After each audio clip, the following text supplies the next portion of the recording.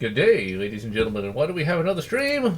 Why, it's because this is the eve of the holiest day of the year. The birth of... Sanguinala? No. A much holier day. The birth of the mighty general. Yes, I've made it to 31, which means I outlived young Chekhov, which makes me very happy. Along with a variety of other people as well. Actually, it's kind of interesting. Young Chekhov died before old Chekhov. I guess that's pretty tragic for like his family and friends, but I'm still going to make fun of the fact that young Chekhov died before old Chekhov. I can be kind of a bad person at times. No, thankfully, fictional character. They never said how, like, well, I could even be more of an asshole and say real Chekhov. They never explained how he died. I assume old age. Along with real Sulu.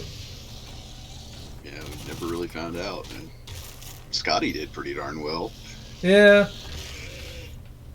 He was really old in Relics, though. It was kind of crazy. It's like, I don't remember him being that old. It's like, James Doohan was barely doing the Scotty accent, but it was still a damn good episode. The only one I ever had on VHS. And Darth Chihiko, I have been doing well enough. Better than I was last year. That, I can say that. Because age 30 was a lot better than age 29 and many years prior, so I'm quite pleased with that turn of events. So, yeah. Before the stream, Rainick and I were talking about shitty shows. Your screen's black, or on your webcam.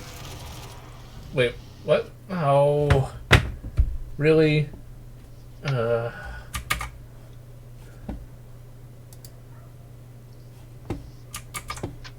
It's like, I hate technology. I said this was a much better year, but I might have spoken too soon. Sometimes little foibles happen. Do we have anything? Thus far, still black. Let me refresh. Okay, got your desktop background. Now it's black again. There we go. Thank you for that.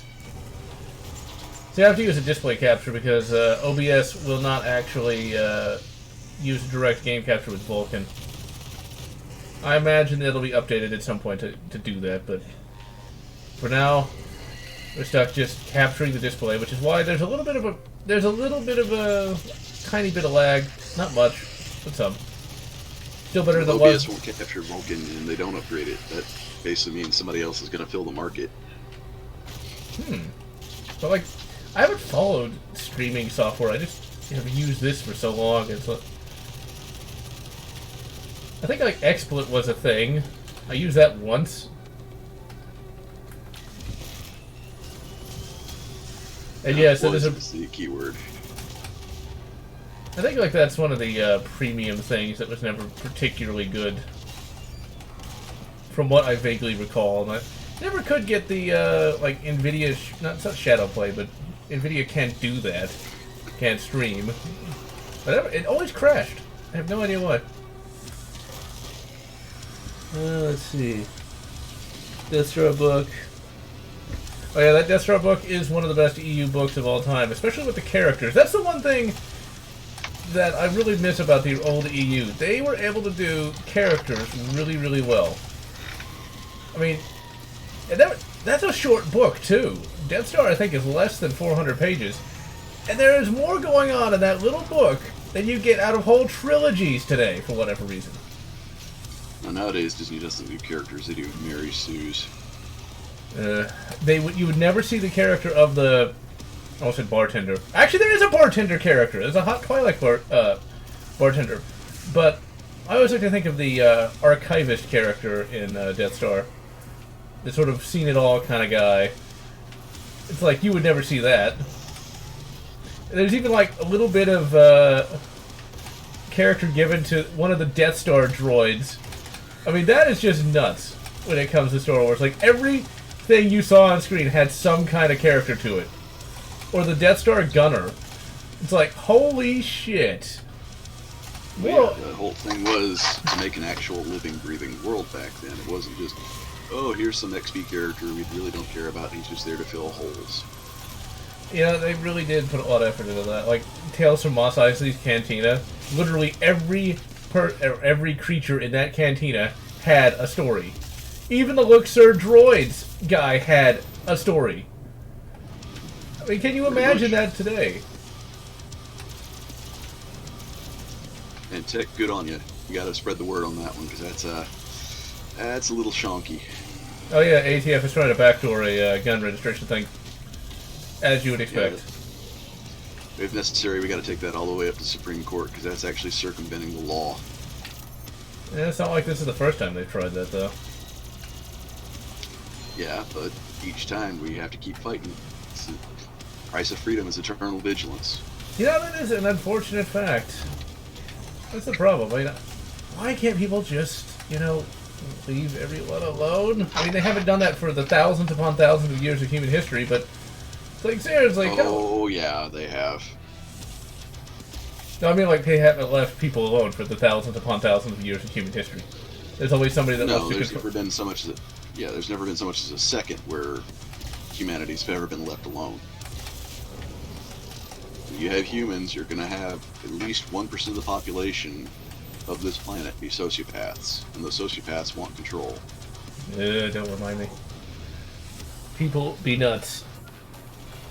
Let's see. How about that? ATF, Mr. Book. I'm nearing completion of the very last Star Wars book ever written.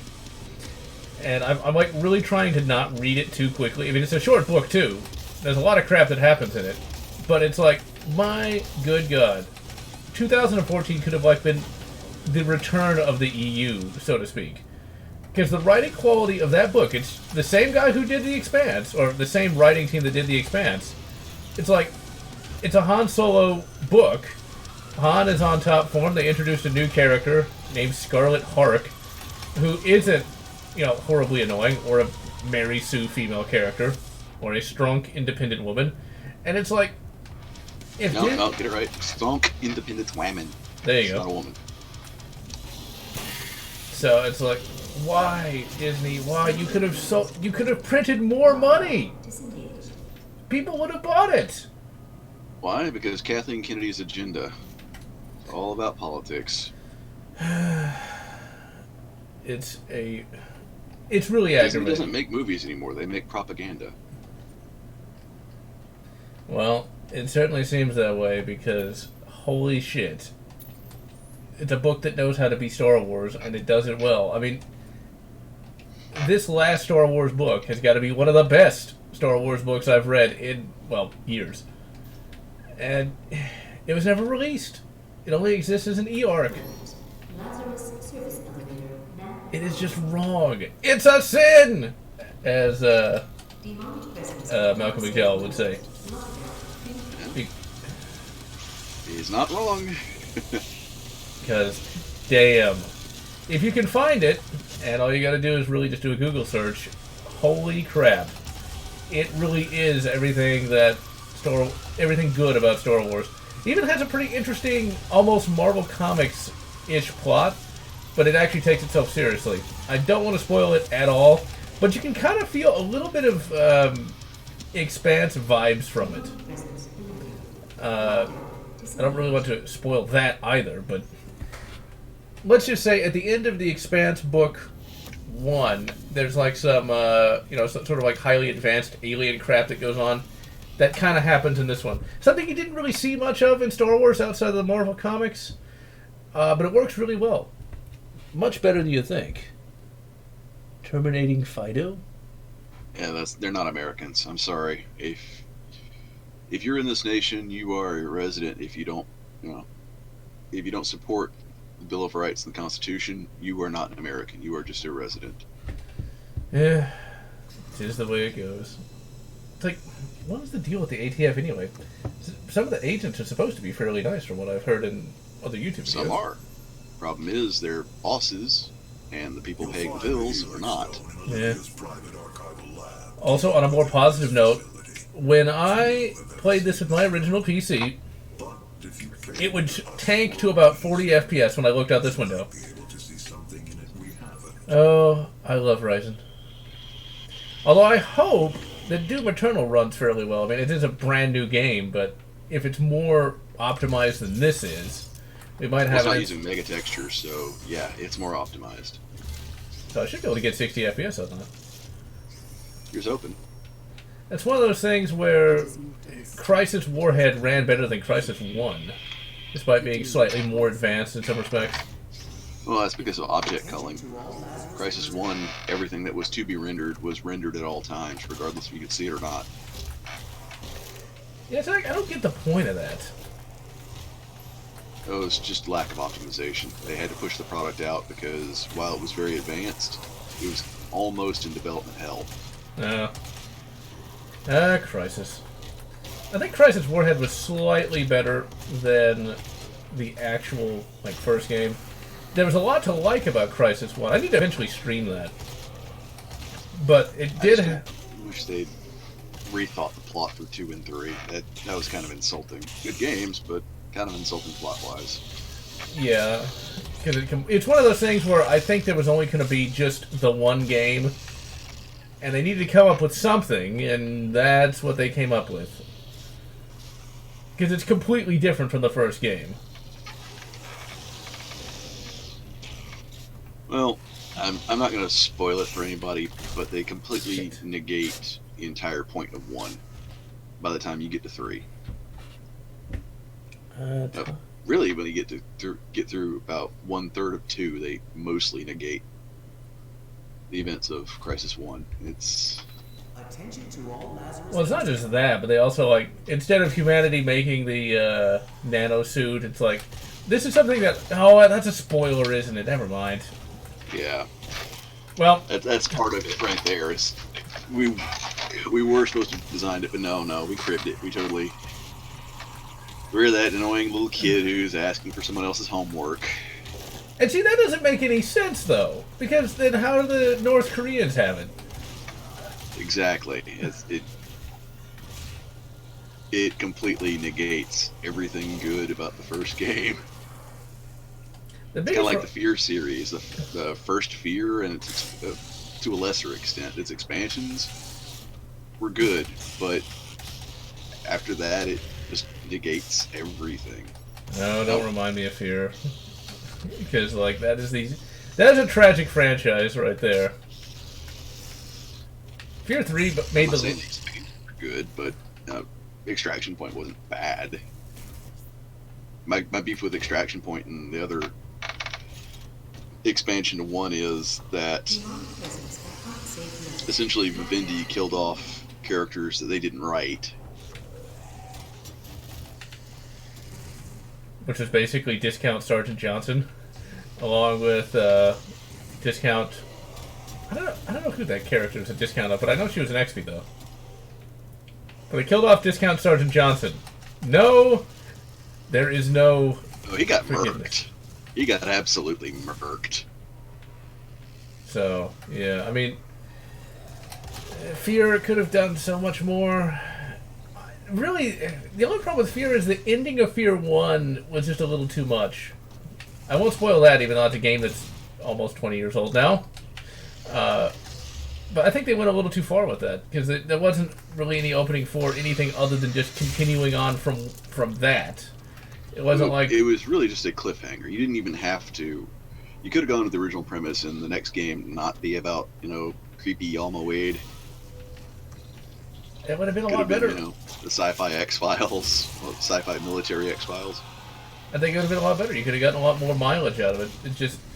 When it's just all Alma all the time. And there's some interesting sci-fi concepts that they introduce in 3 that make no sense and really feel like they could have been in a different game.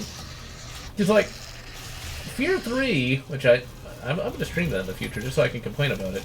It's like, you've got these teleporting guys. It's like, how do they have the technology to do point-to-point matter teleportation that's portable? Why do you even need a clone army when you can do that? You literally win everything. You win the planet with that kind of technology. Almost. I mean, that's the kind of tech that makes certain degrees of starships almost pointless. Yeah, I mean, you can get your reinforcements there, like, literally instantly. You need an army, just teleport them into the capital city. You win.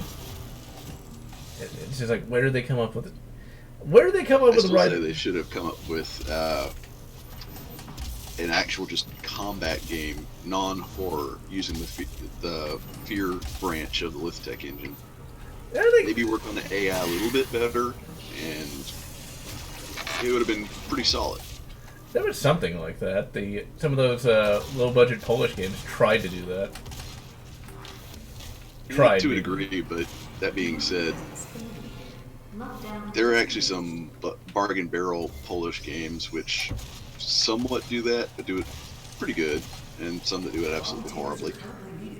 It's kind of weird. You wouldn't expect Poland to have like a low-budget gaming market. Fun Labs. It's not as bad as 3C, but Fun Labs, man. Is that an Australian company? That sounds like that one. No, that's Polish. Okay, what am I thinking of? There was some Australian company that made a lot of games like in the early 2000s that were craptacular. So we got the Hollow Doom guy. Let's see.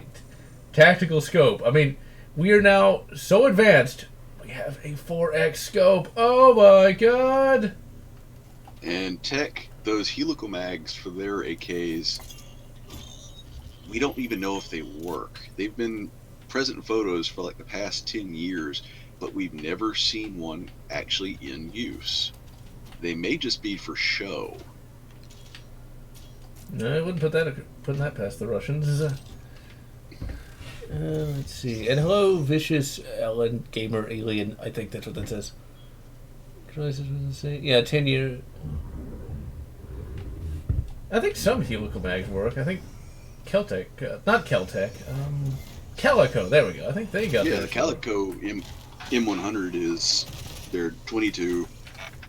Is essentially the same operating principle as a Ruger 1022. Just the helical mag works great. And you have the M950, which I've got many hours on that. That works just about as well as when the mag's in good condition. It works about as well as a MP5. So it's not impossible. I would like to see. There'd be no reason to make one.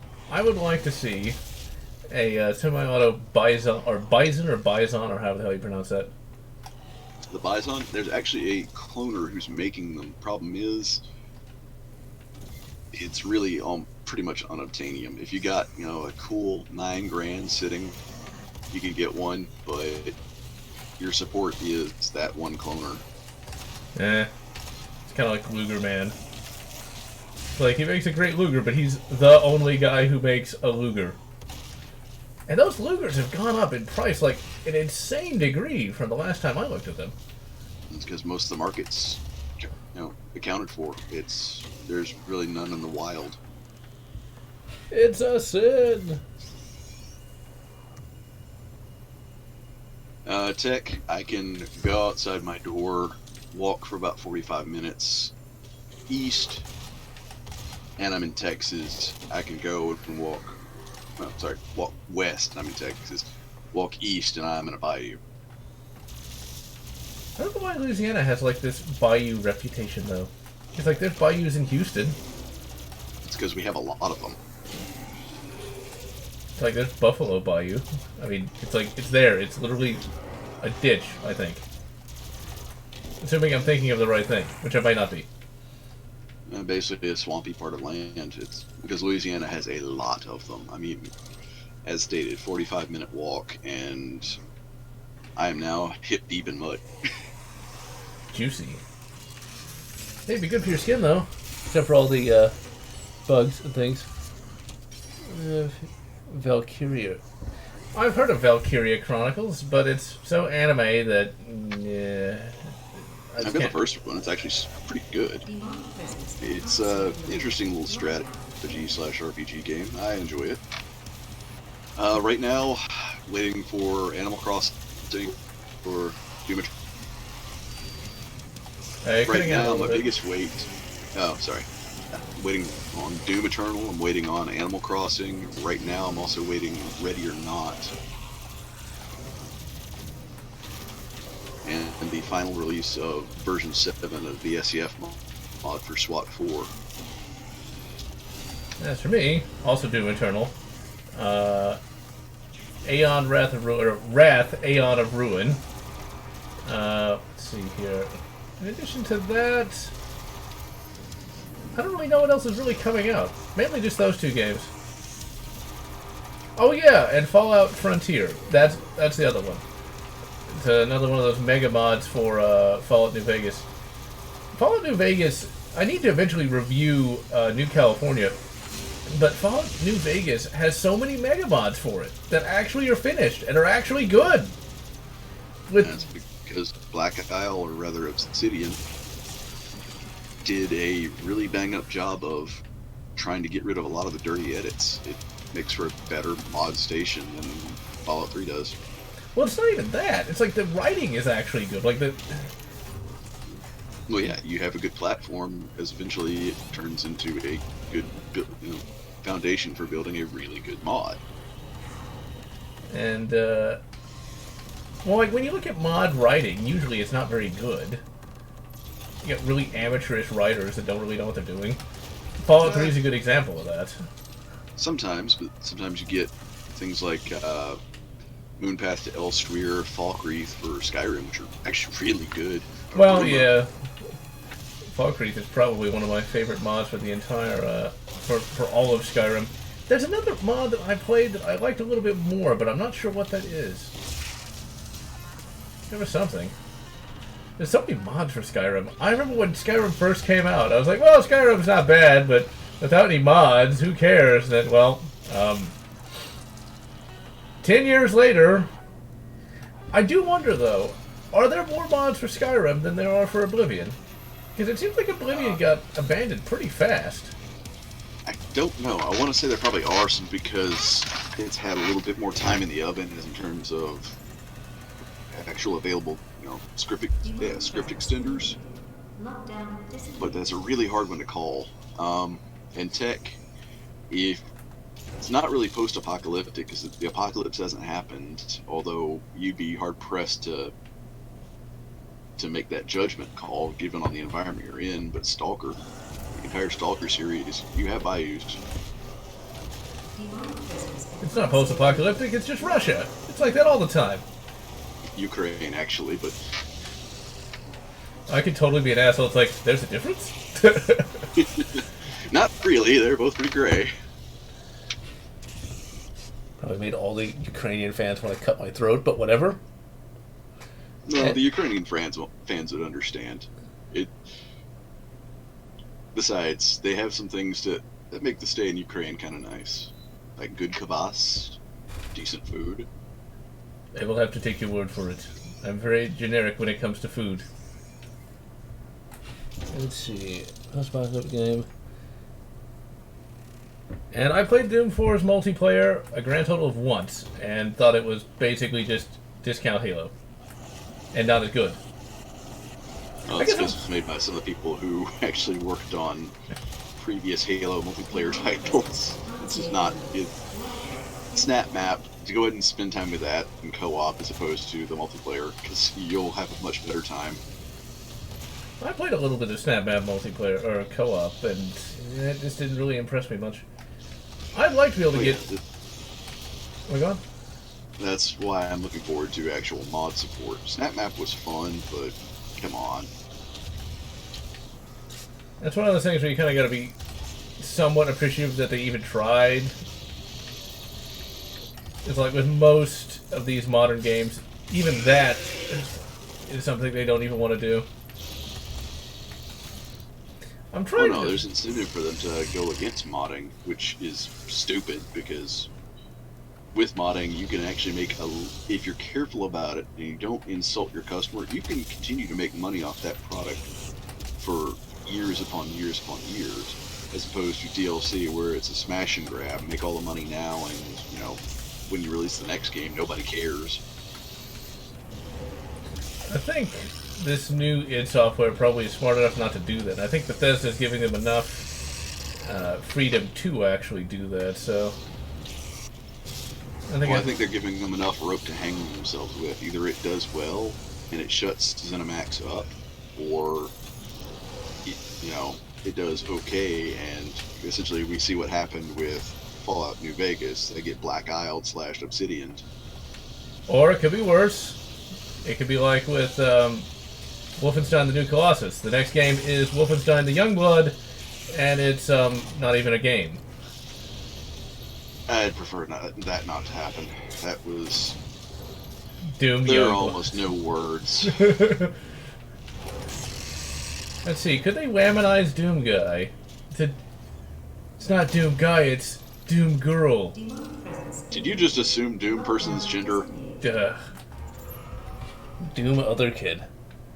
Ugh. They are the demons. I have not played Beyond Good and Evil, nor have I played Psychonauts. Beyond Good and Evil looks kind of interesting, but it's never been something I've wanted to play. It's an interesting concept where, if I'm not mistaken, that is a game where it's a third-person shooter, but you also take pictures of enemies to, like, increase damage or something.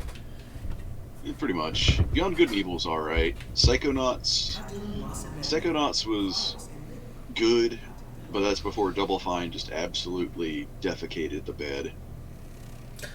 Psychonauts is one of those games that I've heard a lot of the gaming hipsters talk about. It's like, it is the greatest thing ever, but I've never actually even seen the gameplay. No, it's not the greatest thing ever. It's essentially a really solid platformer with some quirky style and a pretty good story.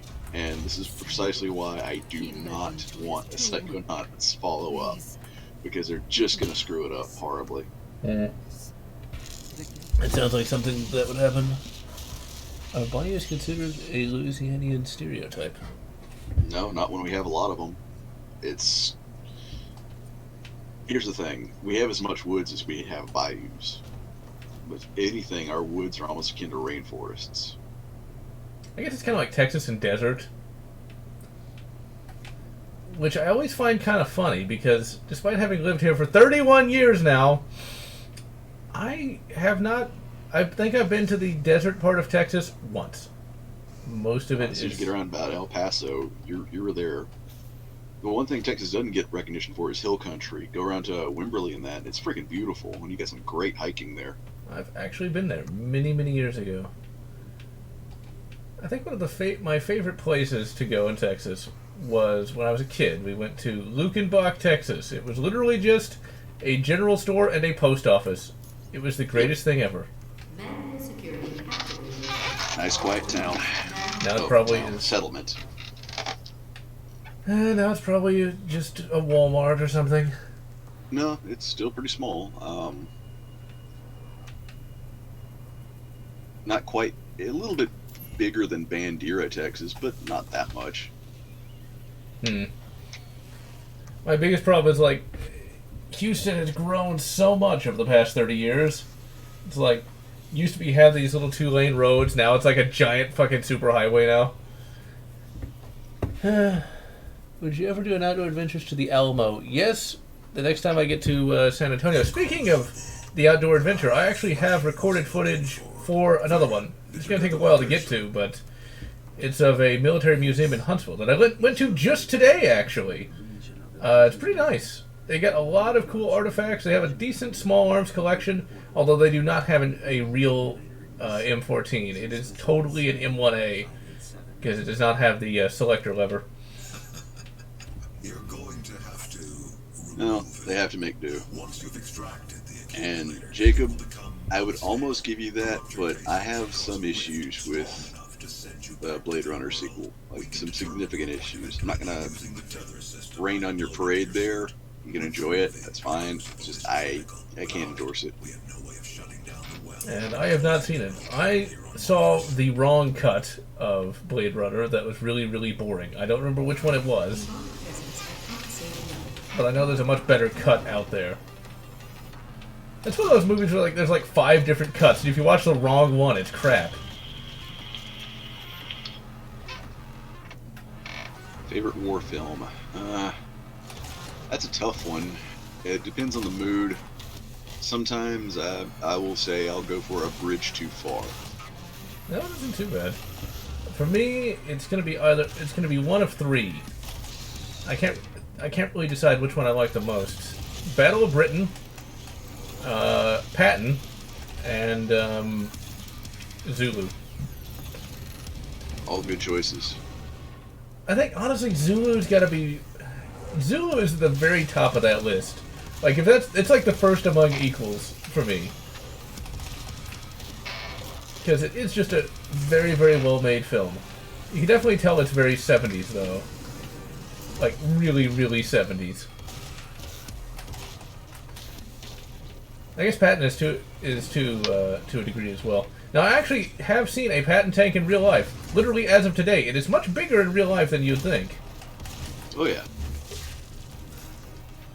Like, I think it's huge. Actually, You I got also one out by Fort Humbug. The thing is, it's pretty big. can you actually climb in it, or no? No, the one at Fort Humbug is literally right there on the front gate. You have to basically, you're right next to it as you're presenting ID. If you try to climb on that, you're gonna have MPs basically shoving a nightstick where a nightstick should not be. Oh my. Yeah, the one that I saw today was completely welded up. They're still cool though. Their vehicle collection wasn't the greatest, but then it's a very small well, it's not a small museum, but I don't think they're as highly budgeted as some others. They got an adequate small arms collection. They got a lot of M1s, like a crap ton of M1s in there. Got a lot of Thompsons too. They're all like donations from local collectors. I also got an MP40. The MP40 is much smaller in real life than I thought it would be. Yeah, it's dense, but it's actually a pretty handy little package. I'd actually like to shoot one of those one day. They look like they're fairly fun. At least from the various videos that I've seen. Now, one thing that the museum... The thing that the museum I went to today had more than anything else was a lot of, like, period documents. In their small arms collection, they do have a Walther P-38, which doesn't sound that amazing, but they have the paperwork of the vet who brought it back, of his authorization to take it as a war trophy, which I thought was pretty awesome, actually. Yeah, that doesn't usually survive too long. That's pretty cool to see. And they had a lot of letters and stuff like that. They actually had, and what's funny is there's actually a warning on it, this binder of photos from Iwo Jima. I got to about the third picture and kind of gave up on it, because... Graphic. Yeah, you don't see that in the documentaries, that's for sure. Let's put it this way, when you see I assume it was a foxhole or something, literally filled with small intestines, yeah, that was enough. That was enough. That's something I don't think people really think about, though, when it comes to, like, different battles. They don't think of just how disgusting that stuff can be. Oh, yeah. Patton 1. Yeah, Patton 1's pretty interesting as a individual. Now, evidently, though, the Germans didn't actually know who he was. At least there was a video I watched saying that, according to the records, the Germans didn't really see him as anything special. Or the German archives, that is. Underestimating him massively. And Komoda, yes and no. Remember, nightsticks are not meant to go in noses and ears either. Oh my. No, just use your nightstick responsibly. Be sure to have a protective sheath. Wait, no, you can't say that on YouTube. That would just be wrong. The big problem with, like, the outdoor part of the museum today was the fact that it was fucking cold. Like, it was really cold. It's like, it's almost March. Where's summer? It'll be summer tomorrow, I guarantee you, because that's just how Houston weather goes. Yeah, southern weather. You don't like it, just wait. They had a couple of Jeeps, which are also much smaller than I thought they were going to be. Like, those things are tiny. Oh yeah, Willis Jeep. I'm nothing impressive, and I can lift the back end of one of those things. I guess it makes sense, because you're going to ship a lot of them. Our salvation lies with the demons. Chaos scum. The only good chaos filth is a dead chaos filth. Although chaos uses a lot of red. It's better dead than red, because if you go chaos, well, chaos spawn. Now here's Israel, bring me the flamer. No, the heavy flamer. Now here's an interesting question though. How many people today, okay, here's a better question. I know there'd be a lot of people today who'd probably go chaos, but here's a better question. Would there be lower levels of chaos cultists, lower levels of chaos activity in a highly educated populace versus an ignorant populace? All the same. It's like, I would think that if you were highly educated, you would know that if you sell your soul to, like, not Satan, but sell your soul to Zinch, that's not going to end well for you. Like, not at all. We already have chaos cultists. It's called the DNC. Well, I mean, that's not wrong, but they don't have a likelihood of turning into a spawn. Although, have you ever noticed, have like... you seen Hillary? Yeah. If you ever notice, though, some of the more, shall we say, negative politicians look really bad. Like, they just look like they're half dead most of the time. I guess that's what all that negative emotion does to you. Well, it's not just that. It's the fact that a lot of them are kind of... Yeah, like Feinstein. That woman has to be suffering DTs. Her liver has to be screaming. Alcoholism. Let's see here. Patton. I have not seen 1917. I've got to see that. I'm aware of it. It's kind of interesting that even after the Centennial, there weren't like a bunch of World War I movies really made. Well, it's because it requires effort and actual good writing, and modern Hollywood seems to be rather averse to that. Yeah. World War I is kind of an interesting topic. Like, it got popular, yeah, I guess that's the way to put it. It got popular for a little bit, but people still have a hard time actually giving it down, it seems. Well, it's really down to the fact that you're not going to see many Hollywood productions because that actually requires a big budget. Even what we consider a small budget film requires that you have good solid actors, good solid writers, you have a decent budget, and a good props and costume department. The actor requirement, we barely have that these days. I mean, most actors are, I hate to say it, wooden, talentless hacks for most mass market movie. Which is kind of sad. I think for me, my two favorite World War I movies, one isn't even a movie, it's a made-for-TV thing. That's the Lost Battalion and the Blue Max. The Blue Max is something that's kind of obscure these days. I actually have that on VHS. CBS Video. It wasn't that obscure. I mean, hell, it is now, but back then it wasn't, because there's even, you could go back in the late 80s, Atari XE computer system, there's a Blue Max video game. Really? Huh. Yes. That is awesome, because that's like, but then again, that's like one of the only World War I movies that addresses aviation, and it's pretty well made. It's actually also one of the few World War I movies from the German perspective. If you haven't seen Blue Max, I highly recommend checking it out. I'm sure it's easily found. It's probably even on YouTube. Yeah, a lot of copies of it were made. You can probably find it in even like a Goodwill on DVD. It's got George Papard. I'm sure very... then again, I don't know what the age of my audience is. Older audience members will... Actually, there's some younger audience members who watch a lot of 80s shows. I remember Darth Chihiko mentioning that he watched Alf, of all things. Alf! Oh, God. Fucking Alf! That was a strange show. About a puppet that is it's an alien that likes to eat cats or something. I never watched it, because...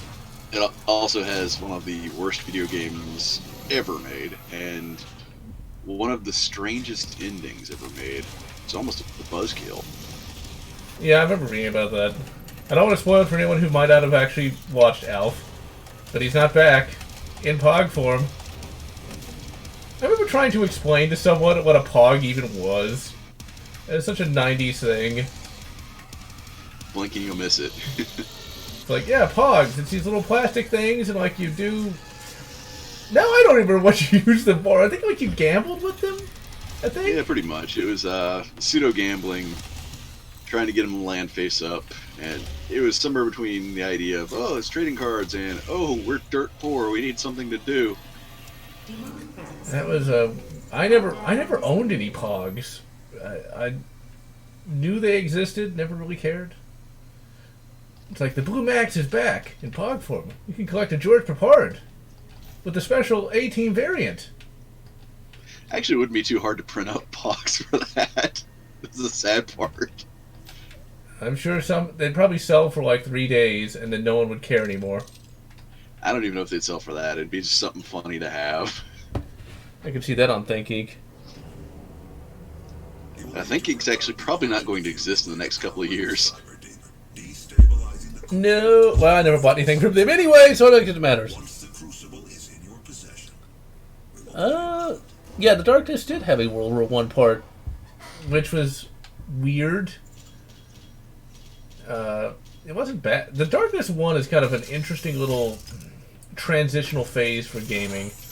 There's that part where it's still kind of advanced, like the early 2000s, but getting more modern. There's actually the entire film of To Kill a Mockingbird is in that film, or in that game rather, which was kind of weird. Because there's a part of the game where the player character can sit next to his girlfriend, and she has it on the TV, and you can sit there and watch the entire movie. If you don't Which do is weird, but it actually probably introduced a lot of people to the fiction of To Kill a Mockingbird, so I can't knock it. It's not a bad movie, but you can get stuck there, though. That happened to me when I first played the game. Like, you can't get up if you don't, I think, like, you press X. If you don't press X in time, you are stuck sitting there. You have to reload the save. Pretty much like movie night. Yeah, To Kill a Mockingbird aged fairly well. It's actually kind of interesting, though, that one of the actors in that film actually became a Star Trek actor.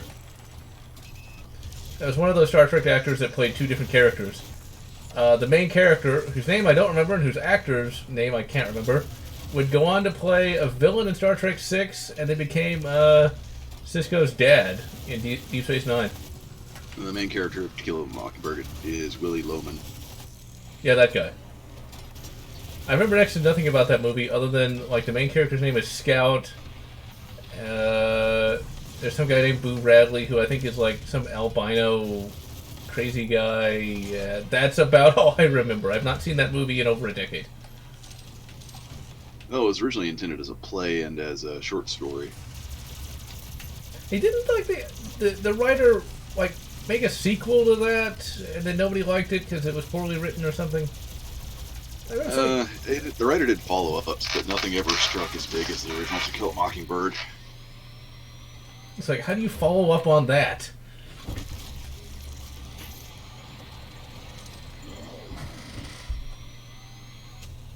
Yeah, that new Cyber Demon still just doesn't really do much for me because it's just way too organic. I mean, organic enemies aren't bad, but still. And still just the same boss fight twice. Shoot it until it dies! Good advice. It would be if they actually provided an idea of, okay, use cover. No cover, only men. Space Marines don't use cover. They are the cover. The heck they don't. Actually, I think we just think of something. Since a Space Marine has ceramite armor, and I imagine it's bulletproof and probably like a lot of things proof, if you're a guardsman fighting against like Eldar and stuff like that, really, what? There we go. A program wanted to update right now, because of course it did. But anyway, could a guardsman use a Space Marine as walking cover? Yes, actually, although, here's the thing. Even Guardsman flak armor is bulletproof. It'll stop a stub around. It'll help with a lasgun blast. It's not going to help with anything heavier than that. I think it's better than what people normally say it is. Oh, I fucking missed! Brilliant. Actually, wait, no, let me grab that. Thank you. Now we get smacked by the goddamn Cyber Demon and killed. I have not tried martial arts because I never really had the chance to yet.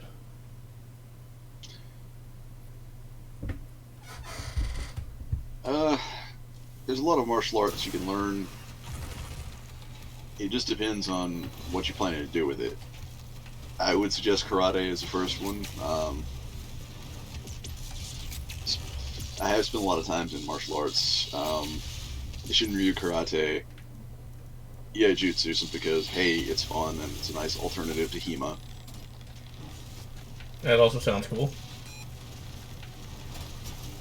And tech, I don't mind the models of the Primaris Marines. I hate the fluff. The fluff is just the absolute worst. It is convoluted.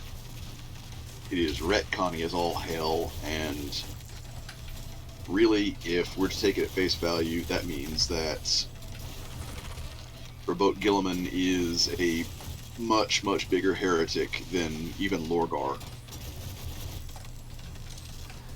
Yeah, I read the book that introduced the primary Space Marines. I mean, the Super Space Marine concept, that is kind of reaching, but... Well, it's the right idea for the wrong faction. If they just went with, okay, we need new armors and true scale Marines, perfect. I would have no problem with it. But if they're going for the, enhanced Space Marines, there's an entire character that's got 20 years of lore designed around mutating and gene-enhancing Space Marines, and he's not Imperial, he's Chaos. I think they wanted to have more, good guy factions more than anything else. That's just it. They've already had good guy factions. If you're going to up-arm the good guys, you have to have, in basic story writing, if you're going to up-arm a good faction, it has to be an arms race. It's not something that, let's have a pretend threat and just not care about anything.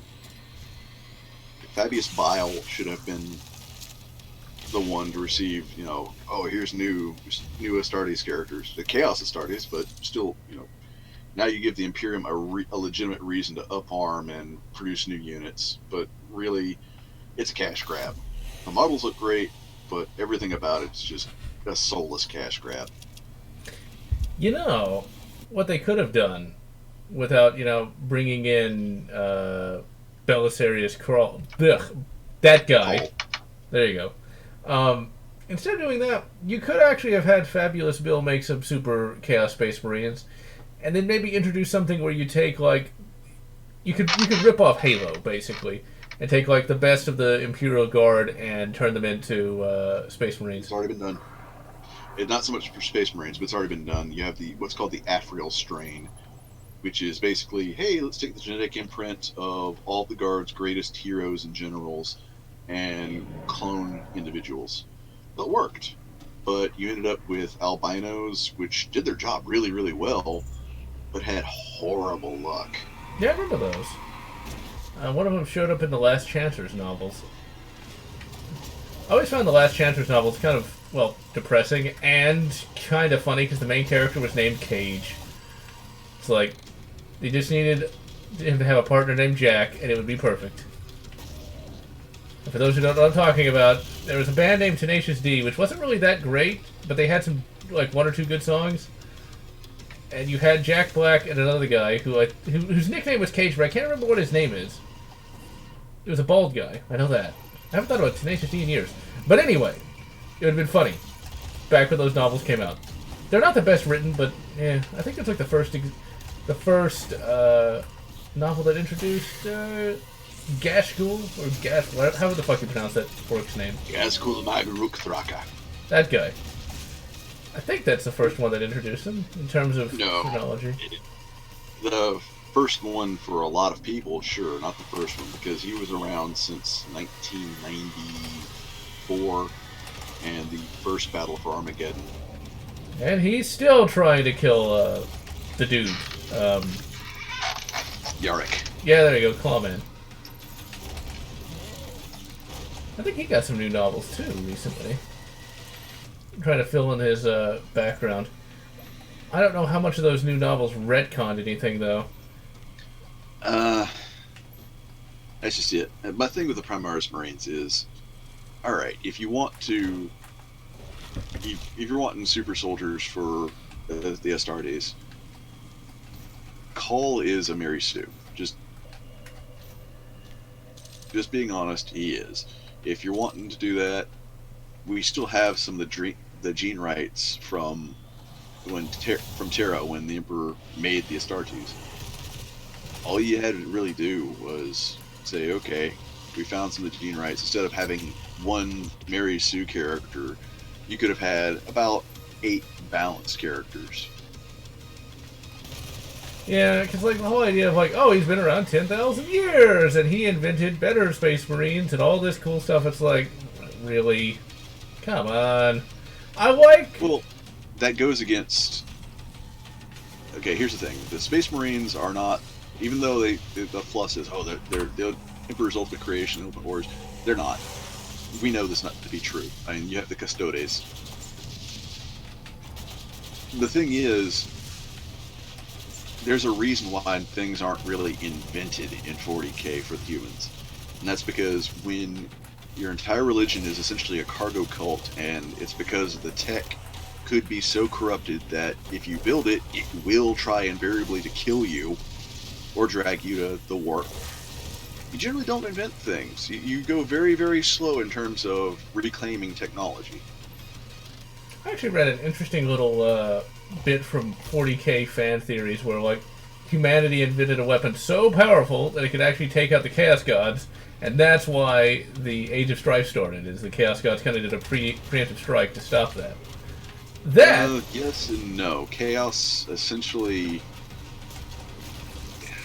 We did invent weapons that powerful. We invented weapons that were powerful enough to literally eat stars. And by eat, I mean take a freaking bite out of it. Yeah, the whole Men of Iron thing came really of the Men of Stone. See, I want that to be explored a little bit, because I remember that. There's a short story in one of the early 40k books talking about that. We're like, what the hell is a Man of Gold? I want to know what that is. Essentially, Man of Gold is...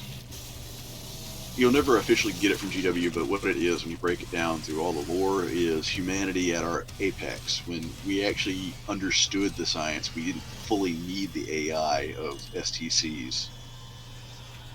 Let's see, that'd be kind of interesting. I've read some fan theories also that, like, a Man of Gold is like... Well, basically, either A, there was a couple of people like the Emperor, or everybody was like the Emperor. But then by that logic, then how do they lose? That's not the case. That's confirmed not to be the case. We had high-end level psychers, and but there was no one as powerful as Emperor. It's just not even the psychers he was born from were as powerful. That's why they had to basically all kill themselves for that. I wonder if they were as powerful as Bro Dude. What is his name? I can't remember names tonight. You know, the dude. What force? I almost had it. His the Emperor's you know, the guy who was the master of the Administratum. That guy. He created it. I can't remember his name. Like I can picture what he looks like, but I can't remember his goddamn name. I definitely read way too many books these days, or any days. Oh, what is that guy's name? He's like, oh, I almost had it. Ah, fuck it. That guy. Or it could have been as powerful as that guy. Yeah, that guy. Well, he was a Man of Gold, but he was not as powerful as the Emperor. He still did pretty well, though. He lasted on the Golden Throne for like a couple hours. Oh, yeah, that's a spoiler alert. Yeah. Oh, no. spoiler, it's the foundation of the story. I think they're finally starting to finish up with the Horus Heresy. It's only been like, what, 10 years of stories? Oh, we've still got 8 more years left at this rate. Really? Yeah. Can they just finish the goddamn duel already? Just do it! Atomic... Expensive... And yes, they are expensive. Stop giving a crap about popular media. I kind of stopped caring about Star Wars after 2008, but I got back into it. Star Trek, Star Trek you kind of got to give up on it now just because of, well, what's happened, but you can still watch the old stuff. For me, I only give up on a franchise for like a little bit. Like, after they stop making new stuff, I'll kind of get tired of the old stuff, then I'll come back to it and like it again. Kind of like with Aliens. I just reread 4 Aliens books in a row, and I still love them as much now as I did back in the day. In one moment, be entertaining. Okay. Zach, to answer your question, I do like the Thousand Suns, though I've been a Dark Angels and Iron Warriors player since the 90s. Really, I can say Dark Angels since 1998, Iron Warriors a little bit before then. Okay, I'm back. Let's see. And Atomic, to get into 40K, my suggestion is go slow, get your core rule books, and focus on making a force for making and playing Zone Mortalis, because Zone Mortalis is small, quick games, and it's not that expensive. You can get into that pretty cheap. Yeah, it's only $500. No, Zone Mortalis is small scale. You can get into that for about, counting your paints and paints, glue, hobby file, paintbrushes, scalpel, and clippers or X-Acto knife set. You get in that for about just under $100. That's a lot cheaper than I thought it was going to be. I haven't even tried to get into 40K. Eventually, I'm going to try BattleTech because it's way cheaper. BattleTech, yeah, it's a lot cheaper. And it's mechs beating the shit out of each other or blasting the shit out of each other, whichever the case may be. Well, I can do both. If you got hand actuators, you can do both, or if you got jump jets. Or both at the same time. 2 mechs, 1 human. Wait, no, that'd be wrong. The only problem... squish very, very quickly. Indeed. The only problem I've got with BattleTech is the fluff is not that great. At least so far. It depends. The short-term fluff isn't. The long-term fluff is essentially... It makes Game of Thrones its bitch. You know, I've read some TV Tropes articles on that. But like, I've read 2 of the novels. They are not that great. At least the first 2... I'll admit, there are some weak novels in there. There are some good ones, too. I mean, it's just like, it's kind of hard to root for anybody, and... Yeah... They're not... Okay, I'll actually give them this. The first 2 novels, which were written in the 80s, aren't the worst books I've ever read. But they're not... They're pretty weak. Yeah, they are. I mean... When it comes to, like, mech books, it's pretty good. Because one of the things I really hate about modern sci-fi, especially like the Amazon stuff, is they follow one character and one character only. And at least the BattleTech books didn't do that. Because that's so boring. It's like, can we have like more than a guy who's evidently good at everything? Or better yet, I've complained about this in so many videos, but I'm complaining about it again, because it still annoys me every time I think about it. In 1 year, I must have read no less than 10 books that had the exact same plot of dude joins Marines, and you get to hear about his entire boot camp experience, and then he's got to fight something, and then he learns a lesson. It's like, oh my god, just... Really, origin stories are nice, but are origin stories really even important? Like, do we need to know? It's a little bit. You shouldn't spend so much time on them, but a little bit of background is important.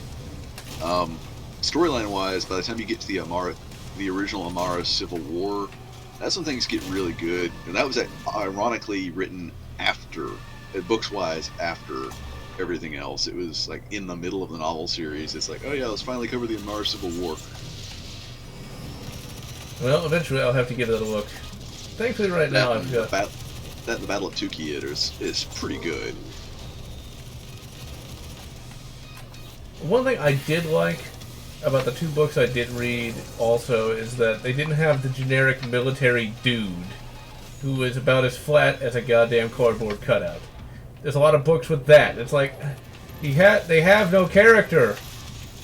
Yeah, that's a sad trope in a lot of pulp sci-fi. It's like, after rereading Aliens and a few things like that recently, it's like, I don't know if I can go back to, like, really, like, modern stuff, because it's just so boring. It's like, there's a book I'm reading right now, and I don't even know what year it is. It's got to be old, because in the year 2018, the first space colony was created. It's one of those. And the main character is a bookish history teacher who has to go try to find some of these lost colonies because of school politics power plays. And it's like, it's actually pretty entertaining. The writing is good. And it's a little obscure science fiction book that has more character in the first 10 pages than in some other books in their entire book. Yeah. Warhammer 40k and Warhammer Fantasy. I think there was, like, in the rule books. Well, they existed originally in the rules, but not accounting for that, yes, there actually is. Technically, you have Slaaneish's Knight of Silver, which is technically the chapter master of the Grey Knights. It's a long, convoluted story. It's weird. And I did just remember there was a short story I read where there was this human and a Slann. A Slann is basically a toad man going into the Chaos Waste, which is basically hell at the North Pole. Literally, it's chaos, but North Pole. In like this armored tank kind of thing to find a crashed starship. There's a very, very early Warhammer Fantasy book, so there was a little crossover. A tiny bit. Nick, yes, I have played CNC Renegades, and go look up Renegade X. It's a fan-made project recreating Renegades in the multiplayer Renegade in the Unreal 3 engine. It's actually pretty good. Why am I just hearing of this now? Because I actually kind of liked Renegade. Eventually I gotta review that book.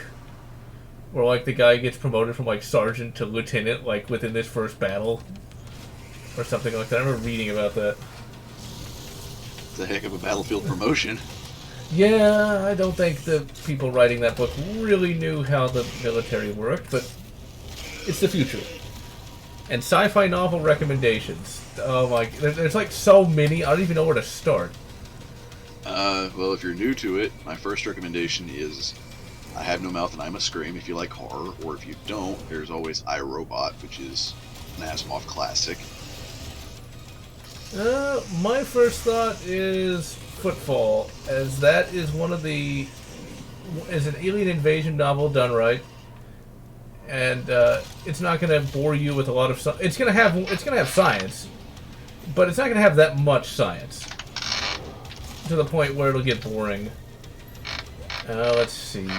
So just pure science fiction, or like science fiction action, or genre? It's like, it's all the be action. That's a lot right there. If you don't mind, veering into the oncoming lane of science fiction comedy, Hitchhiker's Guide to the Galaxy. That's a must-read for everyone. I still need to read that. I've read a few of the Discworlds, but I've never read that. Discworld is fantasy, but still. It's good fantasy humor. I actually watched Hogfather this past Christmas. That, it's like, why have I just heard of this? Why have I never seen this before? That's because it was mostly a British thing. Thankfully, I lucked out, and I found Hitchhiker's Guide when I was very young. And that got me into Terry Pratchett, and that got me into the whole dry British humor. Those books they're just good for the soul. And as for science fiction action, in terms of 40k, you've got Eisenhorn, the entire trilogy is pretty good. That's veers into hard SF territory on occasion. Then you got the Kane novels, that's also sci-fi. which is definitely much more comedic. Cyphus Kane makes me believe that there's a potential future and hope for something like Blackadder and 40K to intermingle. That would be awesome. You know, those novels are made for pretty good movies, like all around, because it's easy enough for the mass audience to like. You can root for him because he's actually, a fairly decent, in terms of 40K kind of guy, ironically enough. My theory when it comes to him is he thinks he's a coward by 40K standards. He's just smart by modern standards. Which is kind of interesting in and of itself. He's one of the School of Virginia's best students in terms of actually learning the lessons. Maybe not in application, but actually in learning the lessons that should have been taught. Oh, yeah. Well, see, here's the thing, though. He thinks more like a modern kind of person in some respects, which would be frowned upon or just executed in 40K. So, like, if people thought, less hidebound, the Imperium might actually make a decent stand against, well, everything trying to kill it. But that's not going to happen. Essentially, Cyphus Kane is that decent guy who's oddly enough, in a Thieves World campaign. You figure he'd be as dead as a doornail, but no, he manages just fine. Yeah, he's smart enough to know when to keep his mouth shut.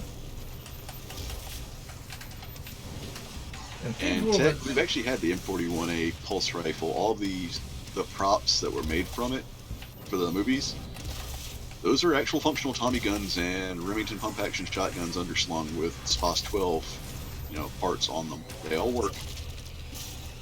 I think you could probably make a 3D printed SPOS 12 parts though these days.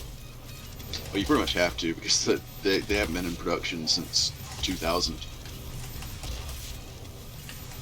It'd be nice if there was like a cheap Chinese clone of one of those SPOS 12s. I mean, it would sell, I would think. That would sell, but it wouldn't be cheap. The SPOS 12 actually, talking on how many machining passes are required to make it, and having owned one, having held every part in my hands individually, it's a lot of machine hours. Why must all the cool stuff be expensive? Like the goddamn MP5. Oh yeah, also when it comes to sci-fi, I recommend the first 3 Halo novels as well. That is actually some of the best military sci-fi I've ever read. Like, the big problem with military sci-fi, absolutely shit characters. Just dull crap. Whereas the first 3 Halo novels, it's classical military sci-fi with good characters. Like, really, really good characters. Those first 3 novels really expand upon Master Chief. They really make him to be, like, one of the... Basically, Master Chief in the Halo novels is more or less Space Captain America. Or Captain UNSC, I guess is the best way you could put it. Because, like, he's... pretty much. He's actually given a character. Captain Keyes gets to be really awesome. He actually gets a lot of background before, well, it's not a spoiler because Halo came out when? 2001? Other than the fact that you're bound to have played the game by now, so you know most of the story. Actually, it makes his death even worse, because, like, you get to read it from his perspective, constantly getting having the Flood trying to find the location of Earth, and him losing all of his memories. That's some good writing right there. And I don't even like William Dietz, because his stuff isn't that great most of the time. And he's the guy that infamously created, literally, a Mass Effect novel so bad that it was decanonized, that BioWare, of all companies, saw that book and said its writing was too bad. That it raped canon so much that even they didn't like it. It's CS:GO levels of bad. I mean... Which, by the way, if you're into 40K novels, avoid CS:GO novels. The guy's just... Alright, here's the big warnings. Avoid CS:GO, and unless you want to see something definitely Slaaneshi inspired, avoid the Jack Draco novels. Oh, Jack Draco. Now see, I actually have read all of them. I even own them as an omnibus. When I first read them, I didn't think they were that bad, but I reread Draco, and it's something alright. That's interesting. I don't remember it being that weird. That's the interesting thing. It was the first 40K novel. There was no standard, there was no template. It was the first. Thus, you have the guy who wrote Orgasm Machine writing that. I will say this, though, from what I vaguely recall, the other novels are not as bad? No, they get better than, Inquisitor, not by much, and they're non-canon now. See, that's like, I need to reread the third one, because I vaguely remember a particularly interesting couple of chapters where Draco and a lot of his companions are trying to escape a planet through the webway that's being assimilated by the Tyranids. And I remember that being pretty, getting the word now. Exciting. My thing is, I'm sorry, but gene stealers do not have reproductive organs. They have an ovipositor. That's kind of an organ that reproduces. Yeah, by being inserted into you via mouth and overwriting your genes. There's nothing desirable about that. That actually reminds me of something. There is an alien. The new Aliens books that were released in 2014. I've started reading those. Actually, I read all of them. I should say. I didn't just start reading them. I actually finished them. The last one that I read was from 2018, and it's a generic story, but not horrible. I mean, when we've got like all the major franchises, Star Wars and Star Trek, being completely destroyed, at least Aliens isn't getting it too bad. But there's a scene in that book, I think it's Alien Cold Harvest, something like that, where the main character is trying to sneak out a sample of some facehugger goo. And in that book, the main character can control synthetics with their brain. And basically, the main character uses this synthetic through the brain link to give the facehugger a blowjob. I'm not even joking. It gets weird. It was one of the stranger things I've read in an Aliens novel, or an Alien novel, because they decanonized the Perry novels, which is kind of annoying. But it's not bad. Could be worse. Although some of the ones that have come out last year and this year don't look that great. Because there's actually a young adult Aliens novel now written by Mira Grant, the same person who did the Newsflesh trilogy. A series I've never read, but bloggers fighting zombies. That's very YA. I don't see that being too viable. I grew up after the whole YA thing became a thing. So when I was a YA, I was reading a lot of classic science fiction like Fahrenheit 451, among other things. So it's like it was lost on me. YA it wasn't even a notion when I was a kid. Some of my first novels were The Silmarillion. Yeah, it was Alien Cold Forge. Not bad. I actually can recommend it, but it's just kind of generic. The Silmarillion. That sounds like that is super nerd territory there. I Lord of the Rings. It just can't get into it. Blame my brother. He got me to D&D. Blame my brother. Is that just stuff bored? That stuff just bores me though. Like the D&D. I will admit it's drier than It's drier than making s'mores in the middle of the Sahara Desert, but it's one of those things, you either like it or you lump it. I think I'm going to lump it all. Because Lord of the Rings, or Lodor, or however you pronounce it, just as... I've always found it to be pretty... just not enjoyable. It's like the characters don't really do much for me. And the writing style, the pipeweed, Oh yeah, make no mistake, Tolkien could spend 34 good pages explaining a tree. And the whole story, it's not like, I'm not going to call it generic, because without the story of Stop the Big Draco Lord, without that, we wouldn't have all of modern fantasy, but still, it's kind of hard to get into that, especially these days. It's like, how many times have I read that? They don't even take a Zeppelin to hell. And yes, that's a Go Trek and Felix books. And hello, Emperor Snake. There's plenty of aliens Rule 34, and I've seen a lot of it. Yeah, it's not exactly uncommon. One wrong Google search and you're there. Although I will say the 3D animations throughout the years have definitely improved. Not that I would know anything about that. And Tiberium's Sun is also pretty darn good. I like the Cabal arc of that. I think that's pretty solid. It's because it shows, even in Kane's absence, it shows that there's definitely something, an ulterior motive there. Let's see. Master Chief is Captain Earth. Yeah, I can agree with that. Poor Halo. It had potential to be more than it was, but well, alas, it wasn't Disneyed, but it might as well have been. No, it was Disney is a special level of hell. This was just Halo was just watered down. There's a lot worse fates than being watered down. Yeah, I suppose, but like, I don't know what happened to Karen Traviss in the time between writing Republic Commando and writing Halo. Like, what the hell? Because like, she went from fairly intelligent to really kind of demonized, somebody who literally is responsible for saving all of humanity. But whatever. They tried to retcon that because they kind of had to.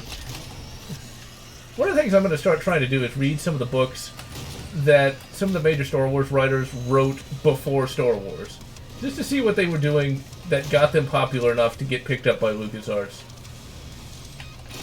Because Karen Traviss wrote some kind of weird book series from like some aliens perspective. It sounds interesting, but you never know. And Timothy Zahn, who did Heir to the Empire, wrote an entire sci-fi trilogy that I actually have called the Cobra Trilogy, which, from what it sounds like, I've not read it yet, from the various bits of information I have on it, it sounds like Bungie might have been inspired by it.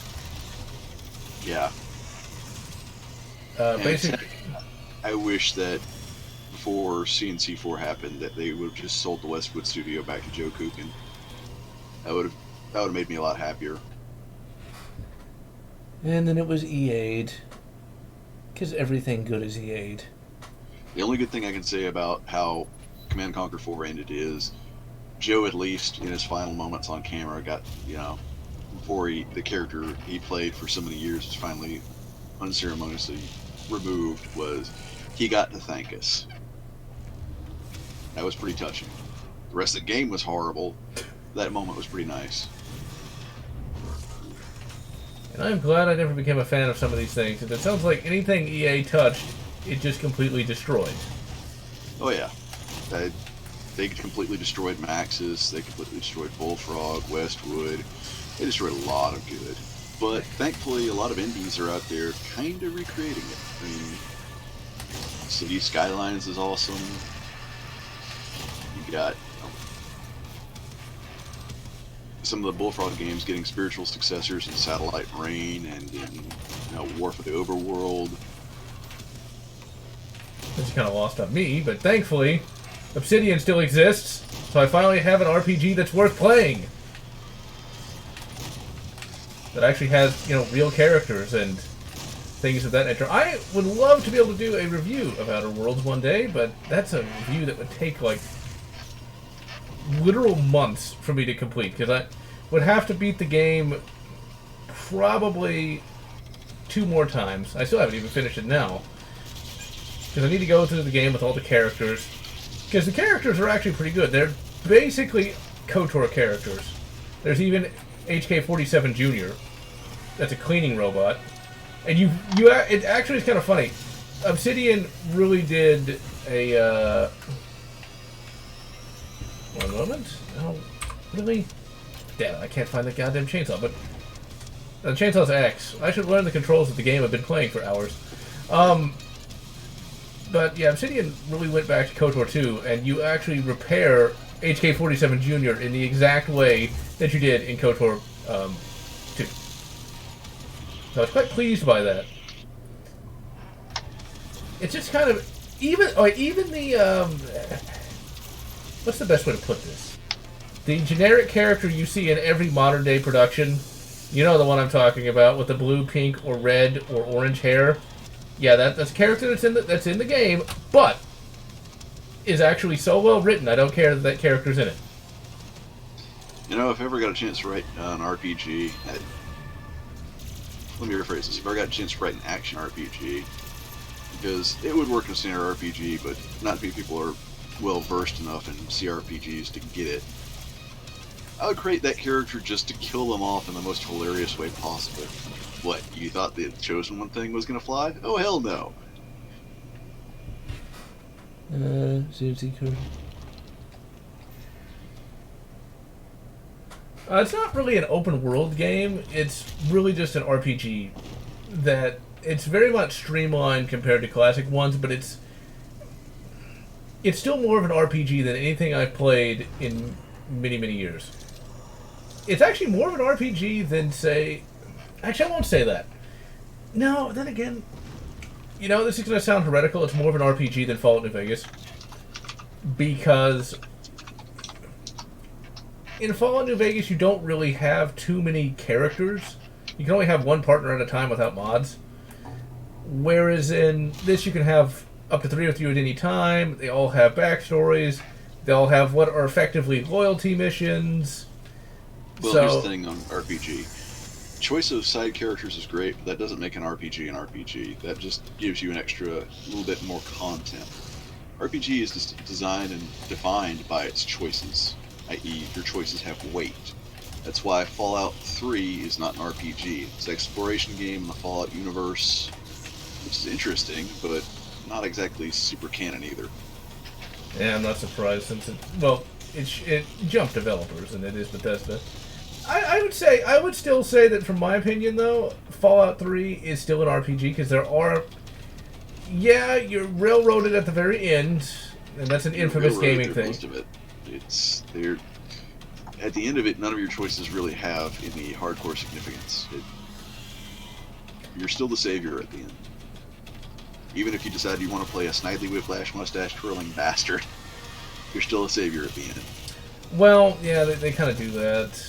However, I would still say it's more of an RPG than, say, Oblivion or Skyrim is. Well, that's a pretty low bar, because those aren't RPG games. No, they You really can aren't. make them in RPGs, but they're not RPG games. That's my biggest RPGs, problem I'm with talking both like of those. Ultima.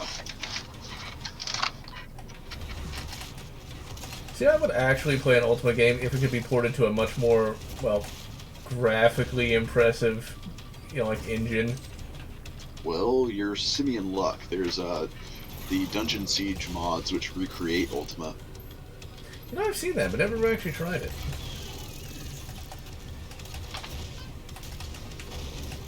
Stop jumping around.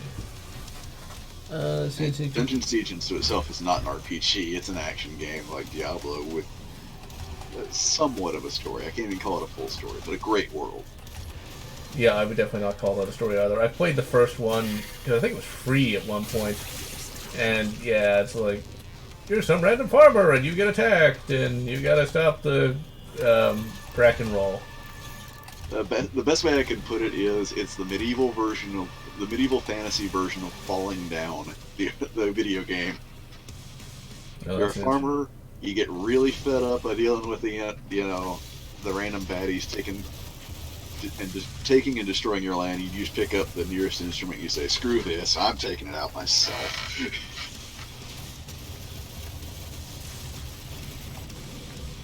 Now, mentioning Dark and Raw, for those who don't know, that's actually the Sword of Truth series. Now, that's a fantasy series I kind of recommend and kind of don't.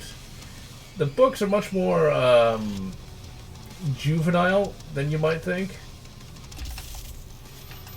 But, I don't know, it's one of those things that I didn't like it, but I'm not going to say it's terrible or bad. It's just one of those opinion sort of things. But I actually watched the show, and the show changes a lot to the point where, like, the first episode is basically Star Wars, but fantasy. Yeah. Like, it is so Star Wars, it's not even funny. I would love to see somebody make a Thieves World video game, but it will never happen. Unfortunately, Absolutely never happen. yeah, because most people haven't even heard of Thieves World. Like, the only reason I know it is from Spoonie. No, it as RPG properties go, licensing wise, it would. If I could find an investor, yeah, sure, I could make that happen. The problem is finding an investor, because it's going to get dark and everyone is going to get offended. Everyone. Thieves World makes Ankh-Morpork look like the Federation. At least not Morpork. The Thieves Guild, you know, they have their quotas. They're not gonna. If their quota's full, they're not gonna bother. And if you're willing to give up the gold as opposed to try to fight, yeah, you'll live through that. Ooh, I've got a better one. Instead of makes it look like the Federation, it's where, imagine Ankh-Morpork run by Mr. Tiatame. There you go. Yeah, that fits. Hey, you have no idea what I'm talking about. Watch Hogfather. It's good. I'm not even a big fan of BBC stuff, and even I liked it a lot. And it's going to be a new Christmas tradition where I'm going to watch it for every Christmas. Because it was that good. I also recommend checking out the BBC audio drama and the video miniseries of Hitchhiker's Guide. They're very different. Every form of Hitchhiker's Guide is different. And you have the audio drama, you have the BBC televised miniseries, you have the movie, you have the text adventure game, and they're all different. I cannot imagine the moon logic that adventure game uses, though. It's like, you use a block and tackle, and you open up a door that lets you get a key, which lets you activate a water well, which moves a piece of wall, and then you can progress. It's not quite absurd moon logic. There is some moon logic, but it's usually humorous moon logic. There's plenty of walkthroughs written for it because it was made in the 80s. It's like, how anyone was expected to be able to do that? I just do not know. And let's see. Except for System Shock 3. I've never played any System Shock game, so I couldn't tell you. Being a longtime fan, I'd love to say I'm excited for System Shock 3, but they just had the massive layoff. Well, so it's probably going to be kind of hard to get excited for that. Yeah, we don't know the state of it right now. All I know is that, over 25 people got laid off. That's not a good sign. The good news is the System Shock remake seems to be going okay, so that's awesome. And it's really weird because System Shock 1 and 2, I can't fully call RPGs. They're more. The best thing I can call them is an immersive sim. See, like the closest. No, go on. An RPG. For me, the only Shock games I've played is BioShock, both 1 and Infinite, which aren't really RPGs in the slightest, and Prey 2017, which is kind of like a system bio kind of thing. Well, I like the game, but I'll fully admit it's a complete and utter ripoff of System Shock. Like, to an appalling degree, it is plagiarism 101. The only thing that keeps them from being sued is some of the original staff helped them out on it. They got their blessing. Otherwise, that would have been lawsuit city. See, I think that's... I don't really mind that they ripped it off because they're using modern technology with modern control schemes. Jay doesn't jump. So Well, here's the thing. You can get the original System Shock re-release, and it has modern control scheme. it has modern graphics, goddammit. Oh. Because those System Shock graphics look kind of interesting. You can play Doom. Shut up. You can play Doom. I'm sorry, but they came out at about the same time. Shut up. It's not the same. Shock. Yeah, I know, but just being honest here. In my defense, there's way...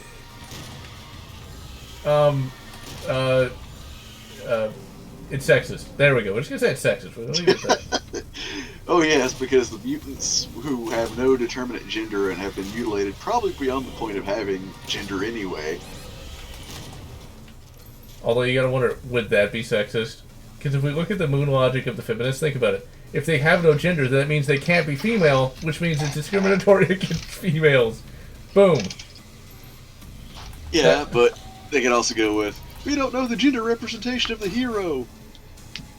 Which we do, technically, but watch them pull that out their butt. I wouldn't be surprised at all. Although I would like to think that some of that's going away. Maybe. Hopefully. Well, yes and no. From games journalism, no. That's the ship that they chose, and they're going to ride that till they die. Now, the good news is, their relevance is kind of gone. It's pretty much no one cares. Well, yes and no. There's always reset era, said with extra ease. I don't know, is this level... Oh, never mind. Okay, I thought this level didn't work. And sometimes these things spawn in walls, even now. I imagine gaming journalism is like pretty much dead. Does anyone really care what Polygon has to say at this point? Apparently enough to keep Reset Era up and running, which, honestly, the normies might get fooled, but anybody who's been around for a while realize that it's just a load of hogwash. Yeah. It's like, I don't know why anyone really cared to begin with. I mean, well, the thing is, games journalism has been just really, really bad since even 1993. People like to think that, oh, games journalism was getting bad now. It's nepotistic. This is why we have Gamergate. It's like, where the heck were you in 1993 when Rise of the freaking Robots was coming out? Entire damn year of people just absolutely servicing Mirage and Time Warner. It's like, oh, this is gonna be the best game ever. It's got AI that learns your moves. We're inspired by real martial artists. It's like horse crap. Utter, absolute, undiluted, in fact concentrated horse crap. all for the Game Boy Advance, right? Well, the Game Boy Advance didn't exist back then, but still. Game Boy Advance didn't exist, but it was on everything to include the Game Boy. Really? Because, like, Yeah. the Game Boy, with its 8-bit processor, can process AI learning the moves. Truly, it is the greatest thing ever. It's essentially it almost killed gaming journalism back then, and I really wish it did, because really that's where we get the whole idea of, limited exclusives and, pay for play is from that whole ordeal. Before that, it really wasn't a thing. Come 1992, when Mirage was first starting it out, and of course Time Warner's the one publishing it, it's like, okay, yeah, we're going to throw money at this and get people to buy a game and say it's great. And it's absolute utter hogwash. Or, in the less PG way, complete shit. Oh yes. I think Mass Effect 3 had a problem with that as well, where they put, like, what was it, like a GameSpot journalist or something as a character in the game? Yeah, It was they didn't put characters from any publication into it as, a character, but every magazine had that on their cover on and off for more than a year and a half. And in Britain, it was even worse because, they had video game-based TV shows, some of which changed their entire intro, opening themes, and sets based around that because they were paid by Time Warner. It's like, oh yeah, hype this game. And now no one even knows that Rise of the Robots was even a thing. Because I didn't know it was a thing. Example, nepotism in video gaming is horrible. See, I'd like to know the mindset that went into that. That sounds like it was something that was kind of decided over, like, massive amounts of coke. Because... Yeah. Greed. It was corporate boardroom greed. That's all it was. You know, like, if you're gonna hype something that much, at least try to make it worth it. Because then no one's gonna trust you again. At least no one should. They didn't care, and as for no one's gonna trust you again, they went back for a sequel. Really? Why am I not surprised? People... Even if gaming journalism back then, they didn't have SJWs mixed with that. I imagine SJWs. Yes, they did. Yes, they did. It just wasn't as obvious, and they couldn't get away with it as much. Like, the college SJW crap has been going on at least since the 90s, as far as I've been able to determine. So I was reading a couple articles from a guy named Jeff Cooper. He's been dead since 2006. He used to have this newsletter for... Well, for those who don't know who Jeff Cooper even is, Jeff Cooper is a legendary firearms trainer, and he had this training facility called Gunsight. And he did this newsletter for Gunsight. They've all been posted online. And in one of his newsletters, he mentions that Harvard had this thing where people had to express their privilege so they could learn that they were privileged, or something along those lines. And that was as of like 1992, so... Yeah, this cancer has been slowly growing since really the 1960s. So it's not really a new thing, it's just more people know about it now. Which is kind of annoying. It's like, and some people care, some people don't.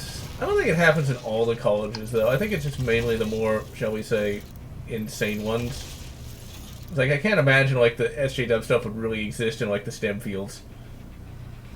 Well, generally STEM weeds them out because, unless we're... Well, let me rephrase that. Hard STEM, i.e. science, technology, engineering, mathematics, weeds them out. So because there's no feelings to science. There's just none. Now, that doesn't mean they're not going to try to infect it. I mean, if they're infecting the Linux community, which is definitely hard STEM, they're infecting psychology, they're going to try for anything and everything. This makes me wonder, though, could they try to infect the gun-owning community? I feel... Yes, they've tried it. I feel that the single shot is superior to the full auto. I'm sure somebody would say that. Yes, FUDs, actually. That's part of the problem, is that's part of the infection. Yeah, but I don't deer hunting rifle's a lot better than that AR-15 hook. Well, guess what, Bubba?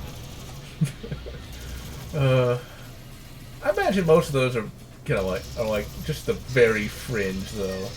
No, look back to Jim Zumbo. I mean, we've had this. We've gone through this. We know what it's like, and we've excised most of them. Well, do they at least know that there's not more than 2 genders? Please tell me they at least know that. Well, saying the FUD group is generally older left. They don't believe in the whole, multiple genders thing. But the sad part is that the ATFE does. Really? Yeah, the new 4473s have, what gender are you? Male, female, or indeterminate? I am a centaur.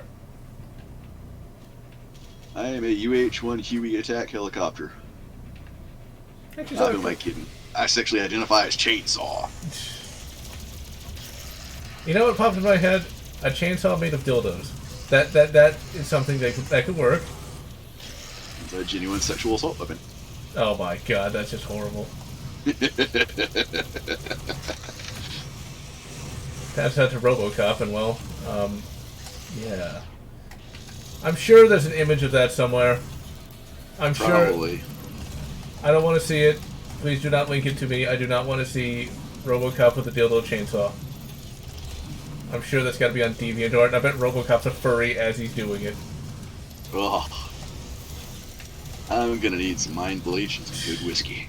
I'm sure Robo-Furry exists. Oh crap! What did I run into? Robo-Furry. The new Doom enemy. Well, that's high octane nightmare fuel. At least Satan himself could come up with something so horrible. Quite I'm sure Satan's washing his hands of that, saying, "Nope, not me. Nope, don't blame me. No." Slaanesh. There are certain things I'm pretty sure Slaanesh finds even deviant. Oh, I gotta go through this goddamn arena again. Actually, wait, hold on. Do I have... Ooh, I can just use the BFG. Well, the problem with this BFG is, like, it only affects Argent Energy instead of just being a generalized, you know, destructive device. It's more than 50 caliber. Because that makes sense. At least they didn't get shotguns as destructive devices. I'm sure they would have done it if they could have. Oh, they've tried with a few models. Ah, In this fact, recently they've tried with can't talk. The Fostech SBV. That's now a destructive device. If you are unfortunate enough to buy one, you either now have to send it back for the 18-inch barrel model or you're hosed. Gilbits. Boogaloo memes. Yes, they have. Although, if I have to hear Beta Male O'Rourke one more time, I swear I'm going to smash whatever he is playing through. I'm so tired of hearing that quote. And we all know which quote that is! Oh, yeah. Don't worry, I'm not saying it. Because that's even used in, like, ads these days. It's like, if you try to watch a bunch of gun videos, which I do, and you have to listen to the ads, because, well, if you listen to it on your phone, you're kind of stuck with the YouTube app. It's like, God, I have to hear that multiple times per day sometimes. It's like, I get it. He's completely irrelevant. I mean, but hopefully there is no boogaloo anything. No, there won't be, because we have a weapon far more effective than any small arms that can ever be used. We have something far more vicious, more insidious, more merciless, and more damaging. We have lawyers. So I was going to say Denny Crane, but no one's going to know who that is. Because that was a show back when it was on, no one ever watched. Sadly. So you had Captain Kirk and original Daniel Jackson. Are there any more legal dramas? I don't even know what's on, like, normie TV these days. Closest thing there's been lately has been Better Call Saul, and that's about it. Yeah. There used to be a lot of those back, like, in the late 90s, early 2000s. You know, procedurals were pretty easy to write. Boston Legal is the name of the show that I was referencing. That's one of those shows where that was on the cusp of the SJWization of TV, where you actually had differing viewpoints and things of that nature. It was obvious that it was, you know, it was biased in one direction, but it wasn't so in your face that it was annoying. Well, that's just it. If the so-called tolerant left was actually tolerant and actually adopted a live and let live attitude, it'd be fine. But they don't. Although more people are starting to wake up from that, though. There was a news article recently where a person that was originally on that political side actually attended a Trump rally and found that they weren't all insane cretins and learned that, oh, perhaps they've been lied to about a variety of things.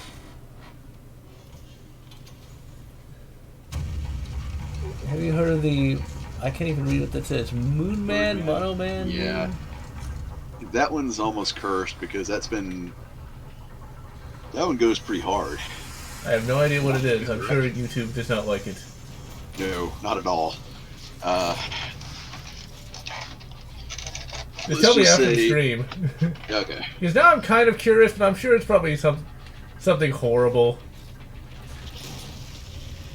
But one thing I always want to remind everyone is, do not demonize any side, because it will just basically blind you. Now, if one side is actually legitimately bad, learn why they're bad.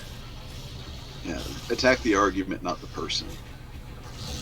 Yeah, more people need to do that these days, but alas, that is not to be. Livestream just went offline. What?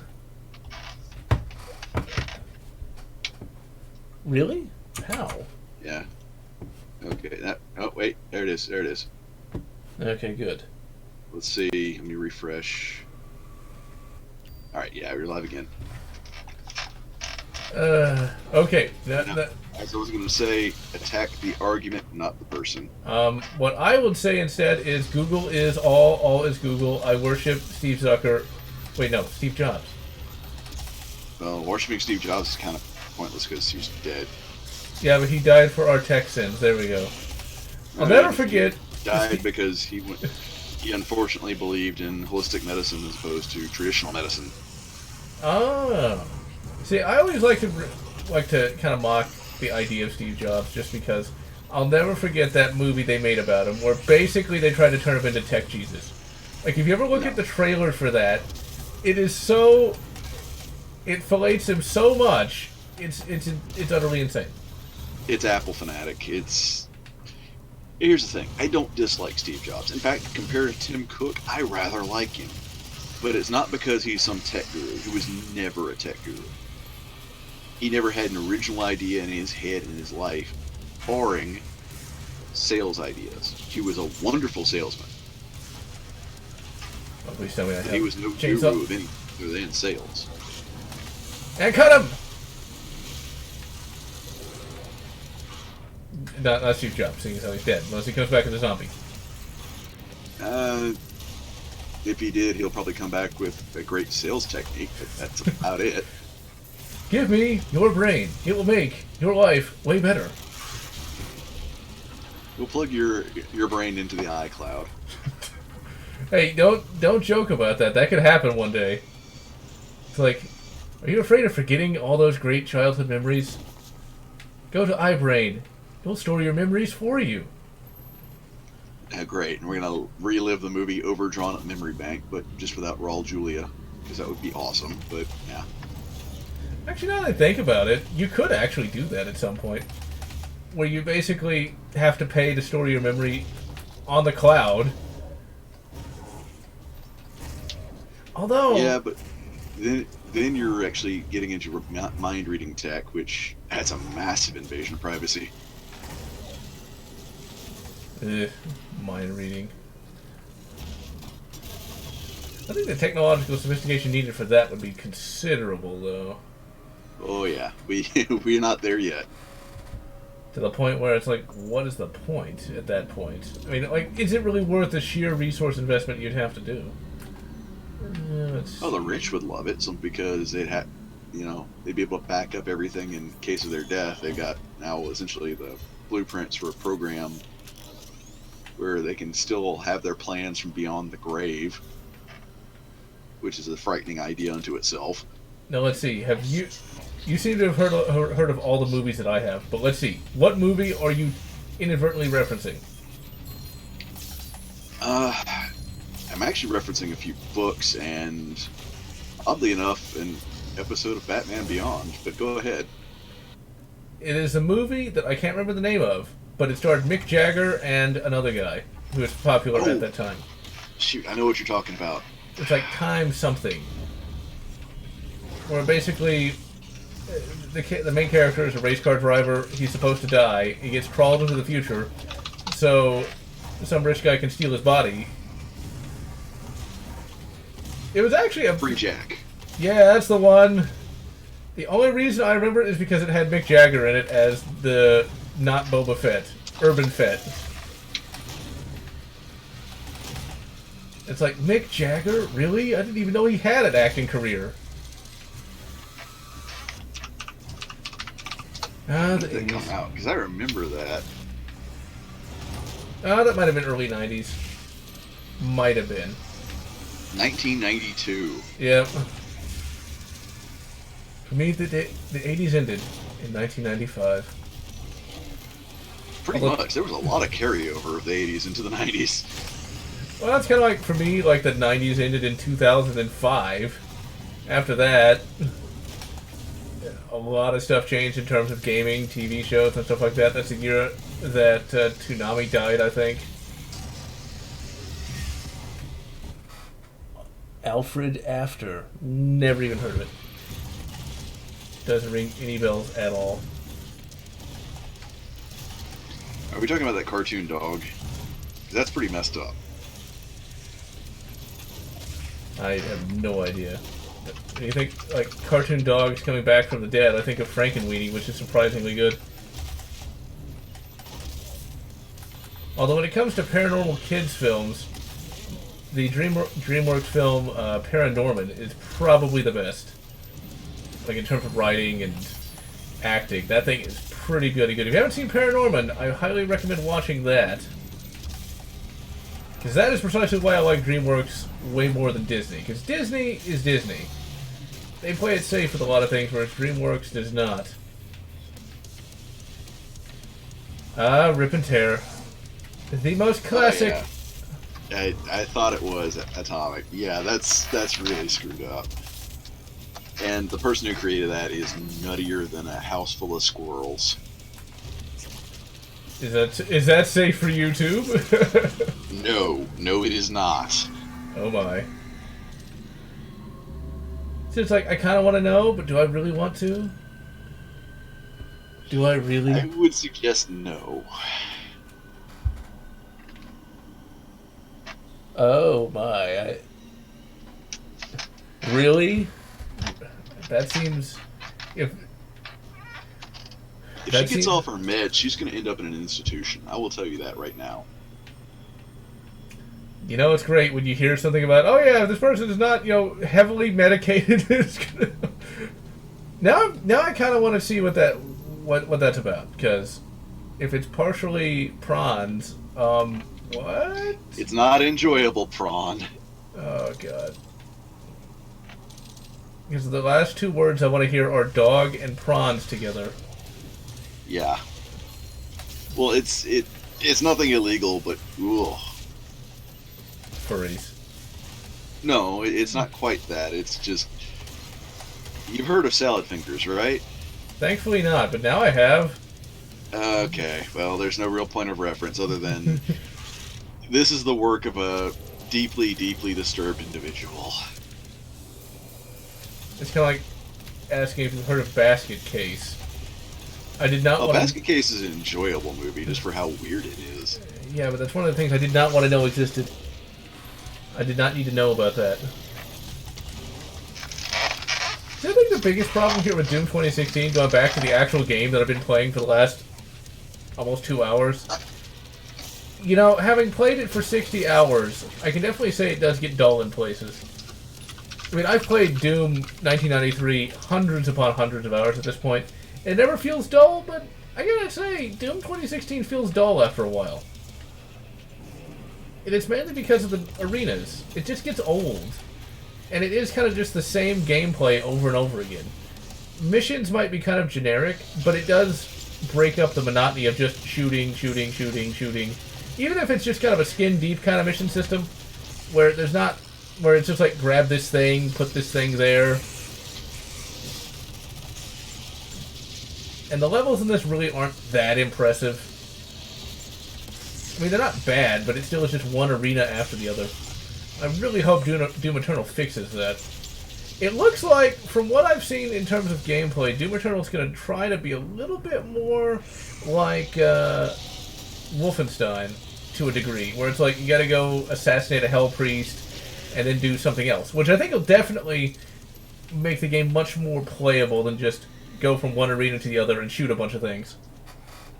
Well, I'm hoping the area is a little bit more open than just constant arena after constant arena. I don't mind that. I mean, if I did, I would have problems with Painkiller and with Serious Sam, but a little bit of variety and changing up the tempo definitely helps. And I like the idea that there's still a few humans alive on Earth. It actually gives Doom Guy somebody to save. Although there were some humans, you didn't see them, but there were some humans still alive in the original Doom 2. I think there's one level where you have to, like, help a ship escape from a spaceport. Although that's all related to you in text. And in the book, that doesn't even happen at all. Although in the book version of Doom 2, Flynn Taggart and team have to stop a demon train, which was kind of neat. And then the book started talking about Mormons and stuff like that, which I found really weird. Like, I didn't really think of Doom and Mormonism, but okay. I mean, there's been stranger things. He's got his shtick going. Alright, now I think I'm not going to fight the boss. I'm actually just going to call it a day once I get in here. Because this boss is somewhat difficult. At least I remember it being difficult. I've been going for 2 hours. No normal person can make those cartoons, unless they're Japanese. Although... No. As I said, if she gets off her meds, she's going to be institutionalized. So it's too weird even for the Japanese. Now that's when you know it's strange. Oh yeah, it's special. Alright, so next time we're going to fight the Hell Guardians and continue trying to beat Doom 2016 before the rise of Doom Eternal. I am Lotz. And I'm Riddick. And sorry, Silverwings. You got here just as I'd been going for 2 hours. Sorry. Watch the archive. Alright, I'm Lotz. How about you good? Doom 2016, whatever. Makes you happy.